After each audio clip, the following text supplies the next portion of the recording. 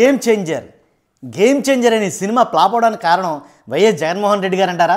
ఎందుకంటే రకరకాల వార్తలండి. శిశుపాలుడి చావుకి 1,00,000 కారణాలు వినే ఉంటారు. అలాగే గేమ్ చేంజర్ ఓడిపోవడానికి 1,00,000 కారణాలు, గేమ్ చేంజర్ ఫెయిల్ అవ్వడానికి 1,00,000 కారణాలు చెప్తున్నారు. ఏంటంటే ఆ కారణాలు అంటే, ఒకటి జగన్మోహన్ రెడ్డి అన్నారు, లేదా వైసీపీ అభిమానులు కార్యకర్తలు మెయిన్ ఎవరైతే ఉన్నారో వైసీపీ సోషల్ మీడియా అంటున్నారో, ఇలా రకరకాల కారణాలు అయితే చెప్తున్నారు. నేను చెప్పేది ఏంటంటే, ఒక సినిమా ఓడిపోయిందంటే ఒకటి కథ, కథనం, దాని బలం మొత్తం అవన్నీ కూడా ఎక్కడో ఇక్కడ లోటు అయితే కనుక జరిగితే కనుక అది ఫెయిల్యూర్ అవ్వడానికి కారణం అవుతుంది. అంతేగాని బయట ఉండే వాళ్ళు ఎలా అంటే వైసీపీ సోషల్ మీడియాలో బీభత్సంగా ట్రోల్ అయితే జరిగింది, దానివల్లే గేమ్ చేంజర్ ఓడిపోయింది అని అంటే అది మరీ దారుణమైన ఎలాంటి ఆరోపణ అంటాను నేను, నన్ను అడిగితే కనుక. ఎందుకంటే అసలు ఓడిపోవడానికి ప్రధాన కారణం ఒకటి చెప్పమంటారా? ఎప్పుడైతే ఫ్రీ రిలీజ్ ఈవెంట్ ఫంక్షన్ జరిగిందో గేమ్ చేంజర్ది, ఆ ఫ్రీ రిలీజ్ ఈవెంట్ ఫంక్షన్ కాదు అది. నన్ను అడిగితే ఒక పార్టీ ఫంక్షన్ ఏమో, లేదా పార్టీ మీటింగ్ పెట్టారేమో అని అనిపించింది నాకు. ఎందుకంటానంటే అదేమో సినిమా ఫంక్షన్ మీటింగ్ అయ్యే, ఫ్రీ రిలీజ్ ఈవెంట్ ఫంక్షన్ అన్నారు మీరు. కానీ అక్కడ జరిగిందంతా ఏంటి? ఒక రాజకీయానికి సంబంధించి ఒక రాజకీయ మీటింగ్ లాగానే జరిగింది. సంబంధం ఏంటంటే, యాక్టర్ పృథ్వీరాజ్ ఎవరైతే ఉన్నాడో, అమ్మది నంబత్తాయి అంటాడు ఆయన, ఆ పృథ్వీరాజ్ ఎవరైతే ఉన్నాడో ఆయన మాట్లాడిన మాటలేంటి? అసలు ఈ సినిమా కనుక ముందు వచ్చి ఉంటే కనుక జగన్మోహన్ రెడ్డి గారికి 11 సీట్లు కూడా రాపోను అని అన్నాడు. ఇది పక్కా దారుణమైన ఎలిగేషన్ కదా నన్ను అడిగితే. ఎవరు మాట్లాడమన్నారో, ఎక్కడ మాట్లాడాల్సింది ఎక్కడ మాట్లాడుతున్నారో? సినిమాలు ఏం చేస్తారు? రాజకీయాలు చేస్తారు. రాజకీయాలేమో సినిమా, సినిమాలేమో రాజకీయం. ఈ సినిమా ముందు వచ్చి ఉంటే కనుక 11 కూడా రాపోనంట. అసలు మాట్లాడమని అవకాశం ఇచ్చింది ఎవరో? కాబట్టి అక్కడ రాజకీయం తీసుకొచ్చింది ఎవరో? అప్పుడు ఎవరు మనోభావాలు దెబ్బతింటాయి? ఎవరికి బాధ కలుగుతుంది? అక్కడ నువ్వు మాట్లాడాల్సింది దేని గురించి మాట్లాడాలి? సినిమా గురించి మాట్లాడాలి. నేను దేనికి పిలిచారాలో, ఆ సినిమా ఎలా ఉంది, ఎలా జరిగింది, ఎలా తీశారు, ఎలా తీయబోయారు, ఎలా ఏంటంటే దానికి సంబంధించిన విషయాలు మాట్లాడాలి. మీరేం మాట్లాడారు? అక్కడ పాలిటిక్స్ మాట్లాడారా? కాబట్టి ఏమైంది? కడకే ఇలానే జరుగుతుంది మరి. కాబట్టి అప్పుడు కారణాలు ఎత్తుకోవాల్సి వచ్చింది.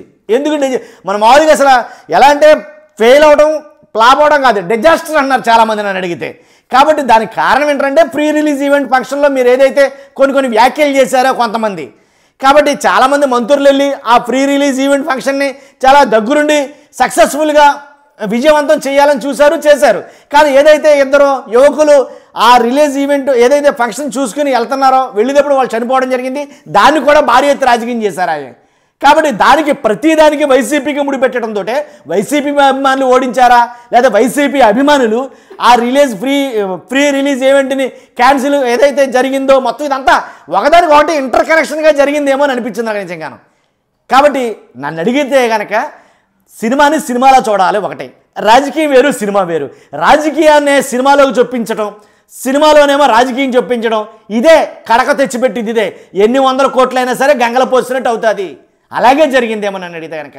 కాబట్టి ఖచ్చితంగా దీని ఫెయిల్యూర్ వెనక వాళ్ళున్నారు వీళ్ళున్నారు అని అనుకోవడం పొరపాటే. అలాంటి వీడియోలు నేను చాలా చూసా. ఏంటంటే వైసీపీ ట్రోలింగ్ వల్లే ఇది ఇలాగ ఫెయిల్ అయ్యింది సినిమా అని అన్నారు. అలాగేం ఉండదు. అసలు నిజంగా దాంట్లో డెప్తే ఉంటే కనుక, దాంట్లో పట్టుంటే కనుక ఖచ్చితంగా అదైతే సక్సెస్ఫుల్గా రన్ అవ్వను. అదే లేదేమో అసలు కారణం. కాబట్టి ఏదైతే మనం మరీ ఓవర్ ఎక్స్పెక్టేషన్స్ చేస్తామో, కాబట్టి మాట్లాడకూడని మనం మాట్లాడతామో అప్పుడు ఖచ్చితంగా డిజాస్టర్ లోన్ అవుతుంది. దాంట్లో ఎలాంటి డౌట్ లేదు. కాబట్టి జరగాల్సిన జరిగిపోయింది. కాబట్టి ఎక్కువగా ట్రోల్ అయింది ఏంటంటే కనుక అక్కడికి వచ్చి మరి ముఖ్యంగా game changer movie free release ఈవెంట్లో మాట్లాడిన మాటలే సినిమా సక్సెస్ఫుల్గా అంటే ఏదైతే ఫెయిల్ అయిందని అంటున్నారో దానికి కారణం ప్రధానం ఇదే మెయిన్.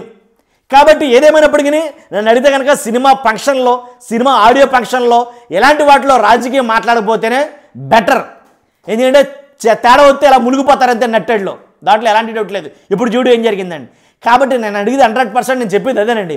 కాబట్టి గేమ్ చేంజర్ సినిమా ఏదైతే ఉందో అది ఫెయిల్ అవ్వడానికి ప్రధాన కారణం ఏంటంటే వైసీపీ వాళ్ళు, లేకపోతే వైసీపీ అభిమానులు కార్యకర్తలు వాళ్ళు ట్రోల్ చేయడం వల్ల, లేదా వైసీపీ సోషల్ మీడియాలోనో జరగవి. ఎవరో ఆపితే ఆగిపోతుంటే అది ఖచ్చితంగా దాంట్లో నేను అంటున్నారుగా, అది నిజంగా దాంట్లో కనుక సరికే ఉండుంటే 100% దాన్ని ఎవడో ఆపలేడు. ఎన్ని ట్రోలింగ్ ఎన్ని చేయని ఒక్క ఎగ్జాంపుల్ చెప్తాను, best example. Allu Arjun movie Pushpa 2కి ఏదైతే ఉందో దానికి ఎంత విపరీతమైన ట్రోలింగ్ జరిగింది. వాస్తవంగా అయితే కనుక ఎంత దారుణంగా ట్రోల్ చేశారు దాన్ని. మెగా అభిమానులే చాలామంది భయంకరంగా ట్రోల్ చేశారు కదండి. ఇది డిజాస్టర్ అవుతుంది, ఇది ఎందుకు పనికిరాదు, ఇది ఫెయిల్ అవుతుంది అని అన్నది ఈ రోజున ప్రపంచవ్యాప్తంగా ఎంటైర్ వరల్డ్ వైడ్గా భయంకరమైన రికార్డులు అయితే క్రియేట్ చేస్తుంది.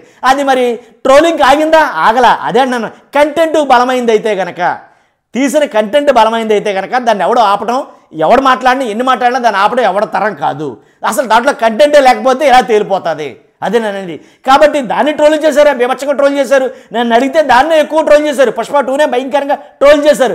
దానికి వచ్చిన అడ్డంకులు ఇండియన్ సినిమా హిస్టరీలో దేనికి ఏ సినిమాకి అన్ని అడ్డంకులు వచ్చిండవు నా బహుశా నాకు తెలిసి. కాబట్టి అన్ని అడ్డంకులు వచ్చినా అంతలా భయంకరమైన ట్రోలింగ్ చేసినా సరే ఎక్కడా అది ఆగలా, దూసుకుపోతూనే ఉంది.